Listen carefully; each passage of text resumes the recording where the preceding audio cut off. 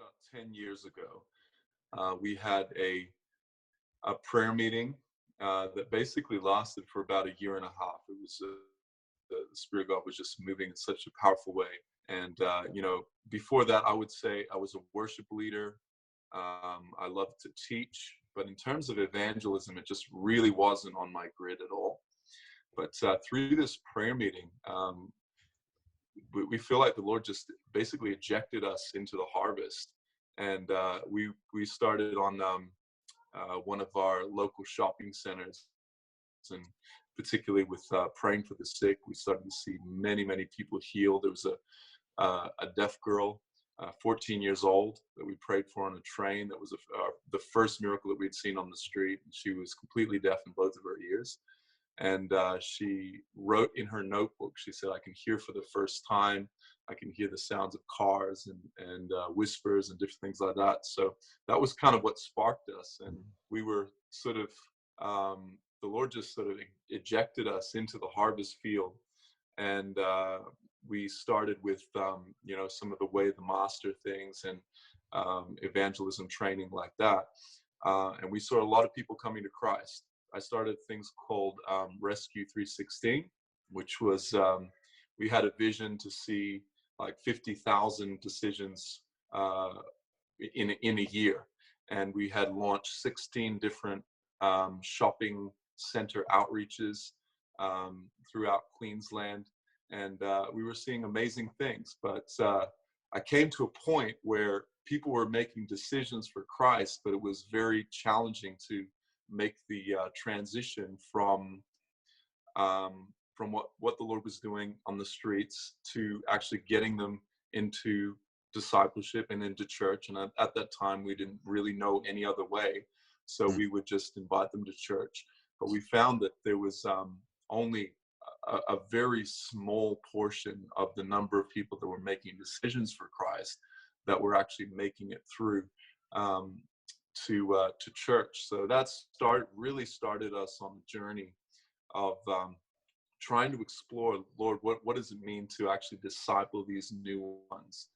And we experimented with discipleship homes. We had people that were on ice and drugs and different things like that living in our house with us, and saw some exciting fruit through that. But I've read a few books on multiplication, and that really just ignited my heart. And so I ran a school called the Glory School of Supernatural Transformation for about 6 years. And every year I kind of feel like that was a practice run to try and see what we can do with discipling these new ones. And anyway, after I think it was about 5 years of running the school, and we saw some exciting things. We saw a bunch of Iranians come to Christ, about 60 of them. We saw a bunch of Iraqis in our backyard coming to Christ as well. But we still felt like we lacked the tangible path to be able to disciple them. And especially, we really wanted to see these new ones begin to make disciples themselves. Yeah. So about 2.5 years ago, really where we started to get to a grid for disciple making movements, church planting movements, and things like that. And I feel like that the moment for me that shifted was when I was coming. We just did a conference, a Normal Christian Life conference, where we activate people to, go on the street. But and I was running a whole bunch of different things: a school, a church. I still run a legacy church. But I'm like, Lord, what do you want me to be focusing on? And I remember the Lord speaking to me so clearly. He said, I want you to see a movement of disciples making disciples. So that really ejected me sort of on this, motivated me just to pursue, Lord, what are you saying? And I remember somebody introducing me to the book T for T. A guy that was coaching me talked to me about one of their guys, Zach, in Tonga, who was seeing movements of disciples making disciples, and that really intrigued me. So I got a hold of the book. I was sort of halfway through a school, And I read T for T, and it ignited something in my heart. I'm like, this feels like this is the missing piece. And so we started to implement some of those things in our school. We started to teach Yin Kai's first 6 lessons.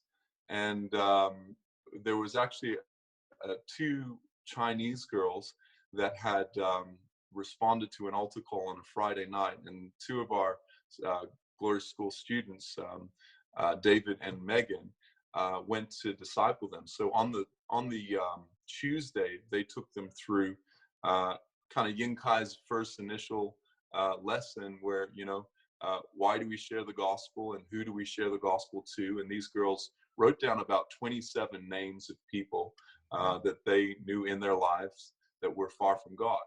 And they got so excited. They gave them some tools to be able to share the gospel, and they knew the next steps to what to do when they came to Christ, to actually train them in the same thing. These girls got so excited. They said, look, we're going into a lecture right after this. Do you think we can share the gospel with our friends in there? And so they said, yeah, go for it. So they immediately begin to share with friends and family all over the place. And within 3 days, I think that they had led about 3 people to Christ. And then they trained them to go and do the same thing. So those 3 went off and they started to share the gospel, and another 2 came to Christ. So it had already gone another generation without us even meeting these next ones. So that was a real turning point for me. I'm like, we're seeing the fruit. I'm all in. So you had like a long build up to this, 7.5 years, but when the time was right, it was just a tweak, wasn't it? It's not, I mean, it just was a fine tune and it tipped the balance. Yeah.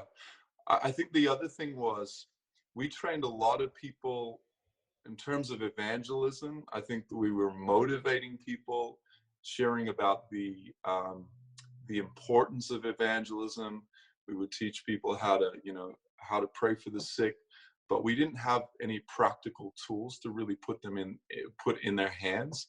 And so I think a lot of people would draw a blank when they're going out on the street. So even being introduced to tools like the 3 circles and the 4-on-1, we've found that there's been a significant increase in the number of gospel shares, just because the tool is so simple and so reproducible. So from there, we just started to we started to train everybody that everybody that would hear.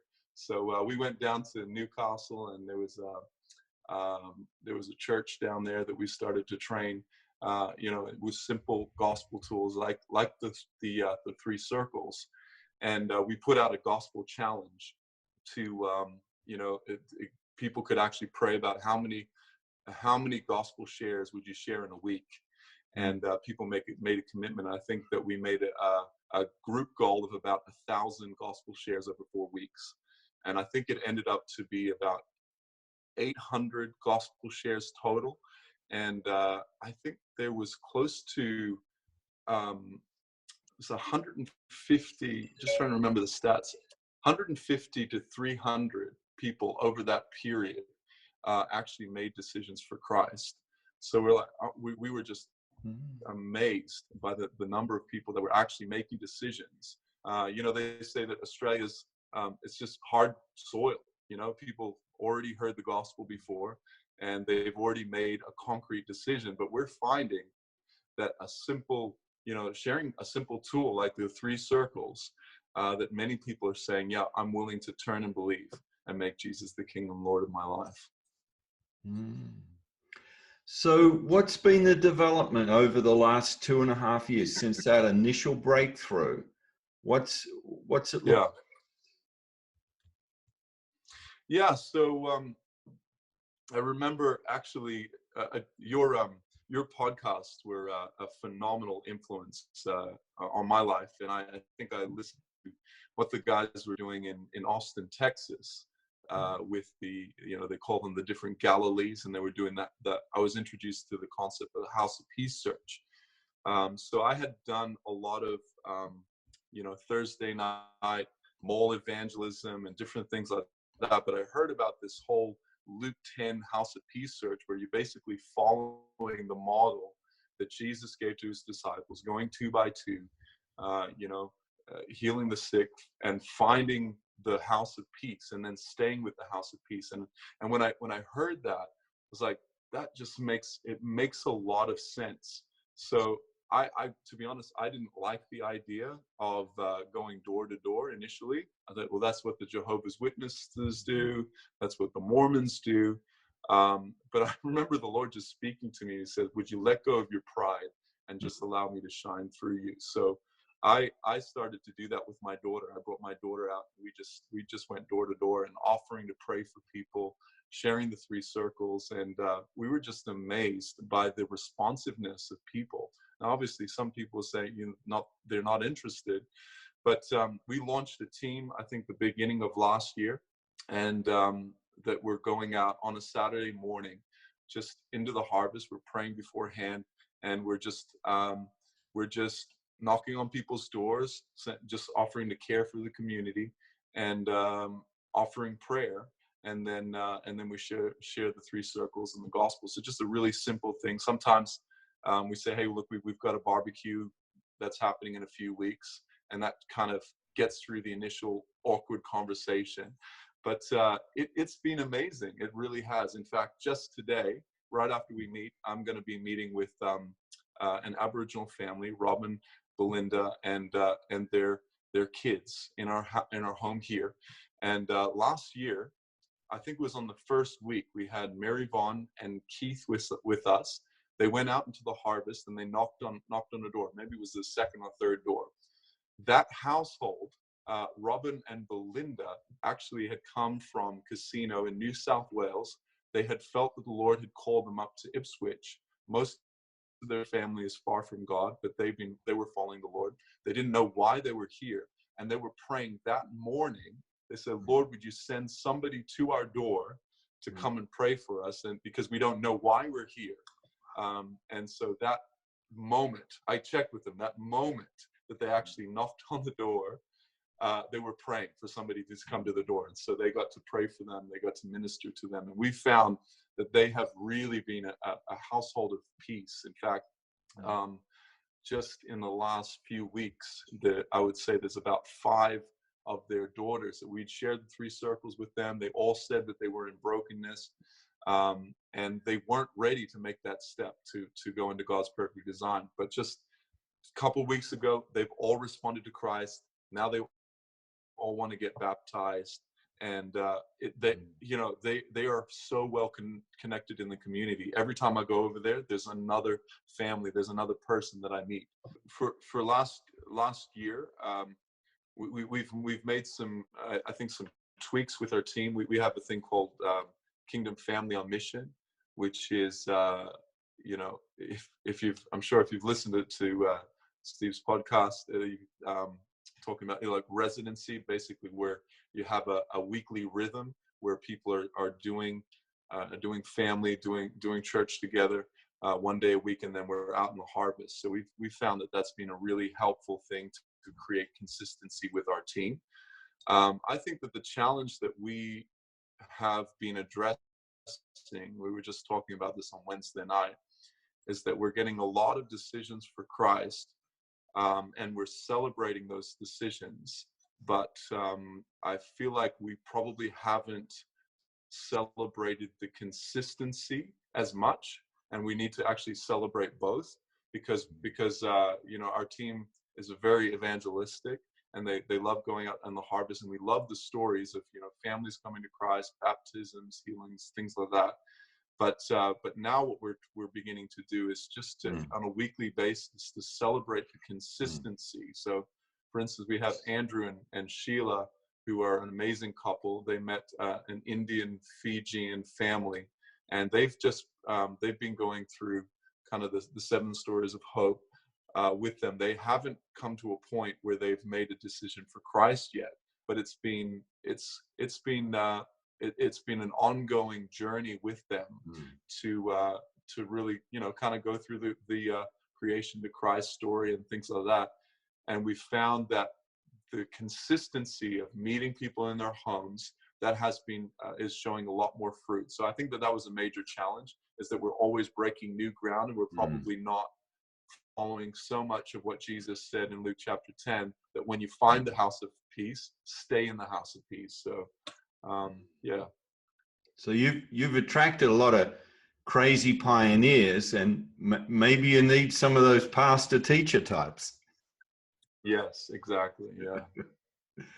It's a wonderful problem to have, Joel, because this is just in sort of middle Australia. Ipswich it's a suburban area. It's diverse because Australia is diverse, but you're doing this in the suburbs.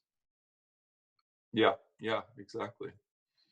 And what else is, because I know you've got your fingers in a lot of pies. So what else is popping up around Australia as you bring others on board and train and mobilize? Yeah, well, we were just together in the Four Fields training. Amazing team. So you brought the team up, Troy Cooper and Rick and Jenny and Rachel and the guys from the UK. It was amazing. So we had people from South Australia. Obviously, God's doing amazing things in Perth.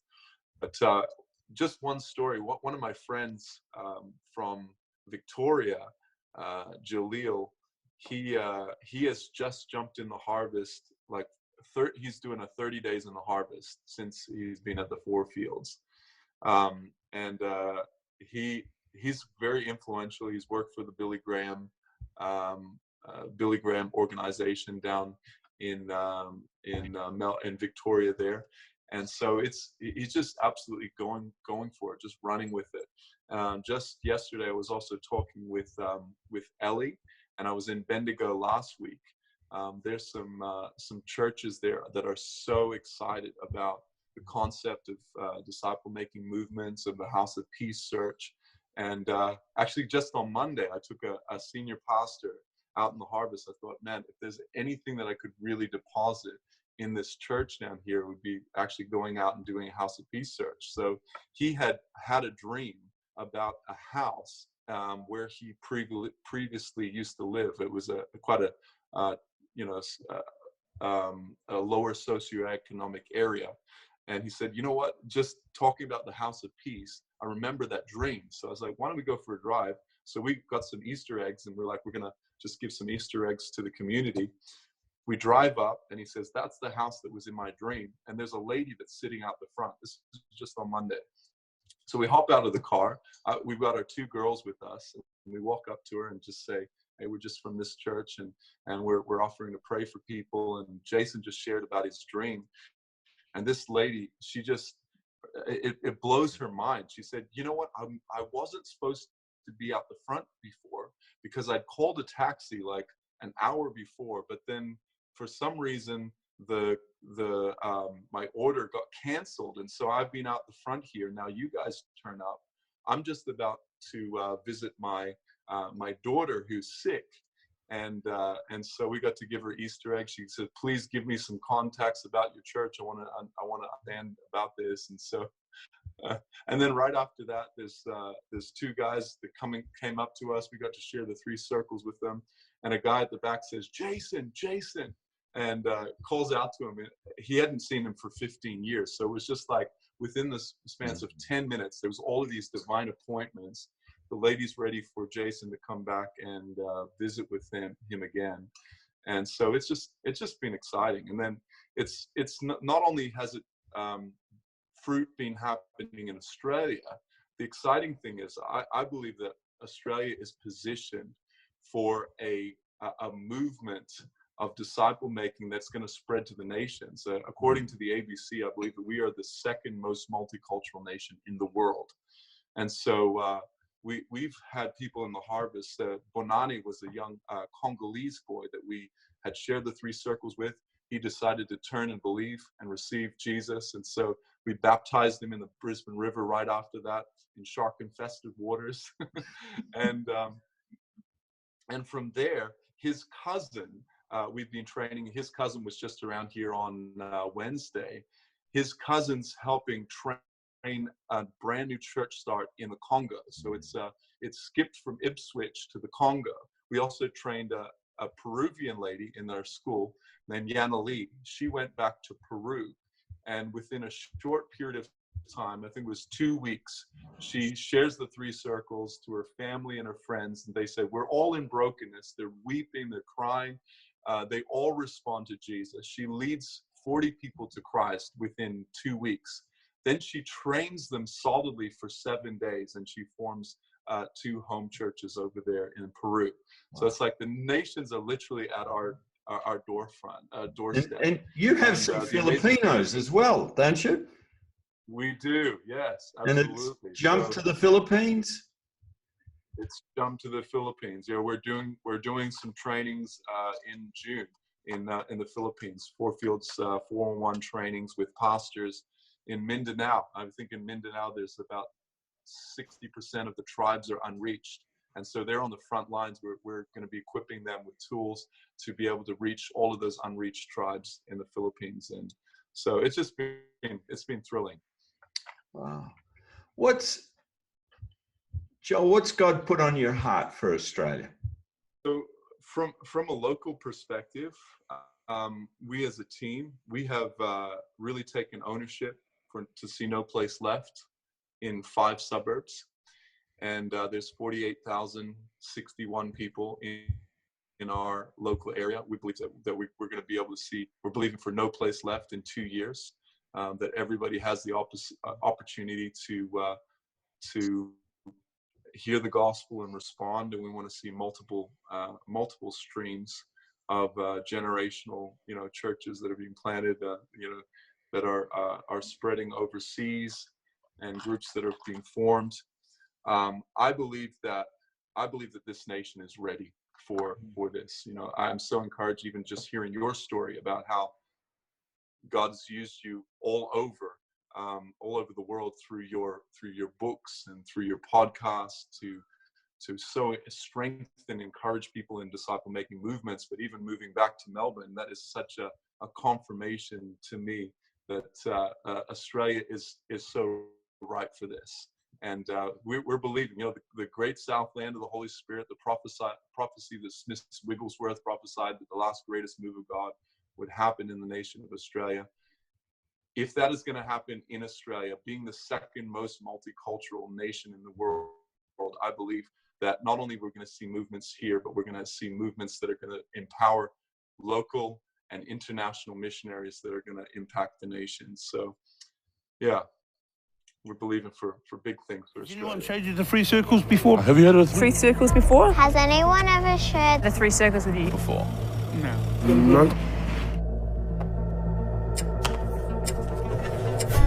So this is the first circle. So this represents the world that's broken. All of us live in a broken world. You only have to tune on the news and see suffering, death, war, sickness, rape, disease. It's everywhere, right? But God didn't actually create the world to be like this, full of brokenness, eh? Here's the second circle. This circle represents God's perfect design. God's perfect design was a world without brokenness. A world full of love. Full of joy. And peace and unity. But what we did was we sinned.